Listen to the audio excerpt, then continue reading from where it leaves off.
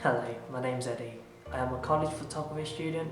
I want you to know that there's more to it than just a simple point and click. I believe a picture can speak 1,000 words. It doesn't matter what language you speak, you only need to see the disaster of 9/11 or the moon landing by the Americans to know the story being told. This shows the strength of visual impact on society. But on the other hand, in modern society, photography has developed into a different industry, such as paparazzi. Although this involves big money, people still question the morals of it. How to get into photography. Part of a foundation art course, I was drawing and painting live models, and I started to photograph them because I wanted to use the photographs as like a resource for painting and drawing, not being in the same room. And as soon as I started kind of developing and processing them, it all kind of happened from there really. It just happened that I enjoyed it more than the painting side of it and the live drawing side of it, and it kind of escalated from there. I went to New Zealand for a year, and me and my girlfriend lived in this camper van for a whole year, so we was kind of touring around. And we went to the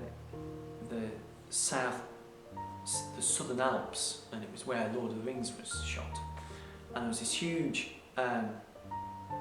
like railway track going into kind of infinity into these mountains, and I think that I could class that as one of my best ones.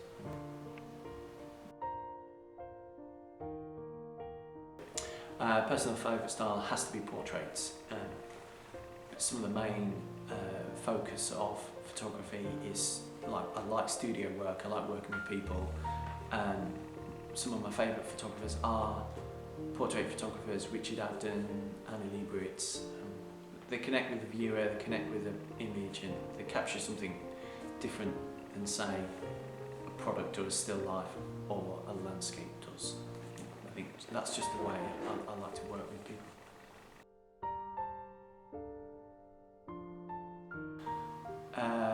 I worked for Melody Maker magazine, which is basically like a live music magazine in the 1990s.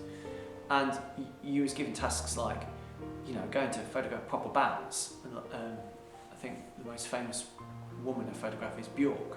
And it's pretty nerve-wracking going to photograph somebody that is so famous that if you mess it up and you go back to your boss, say, I've messed up the pictures, especially pre-digital age, this is the time where you would have film and colour film and that's it. You wouldn't have digital to back yourself up. You couldn't see the images, you was taking the images and relying on that skill that you've got to then go back to the office and develop them. And if you mess up, you can't go back again.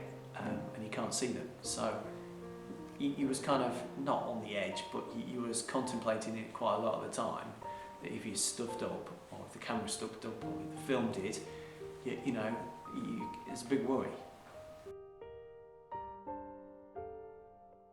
My first camera was a Minolta X300 that my dad had got me, and yeah, I used that for my A-levels and foundation and part of my degree.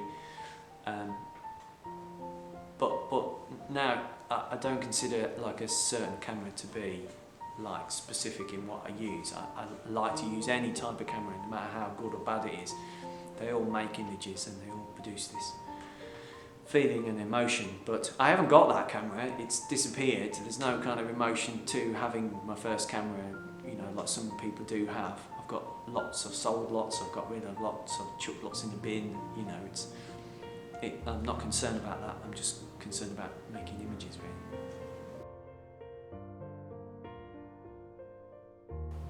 At Nottingham-Trent, the college at the university I went to, they do a course, and it started halfway through my second year, and it's called Photography in Europe, and you could have gone anywhere in Europe, or it turned out anywhere in the world to study photography. And I just missed out on it by like a year. But my friend Russell went to a place in America called Flagstaff in Arizona, and their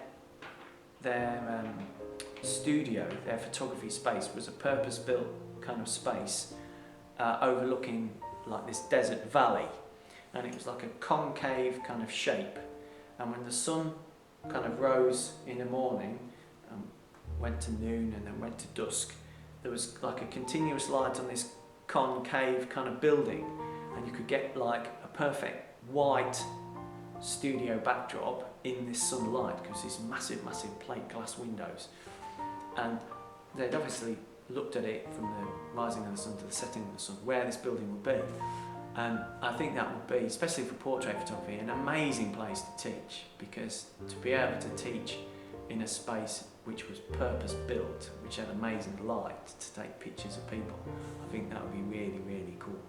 So I think I'd go to Flagstaff, Arizona.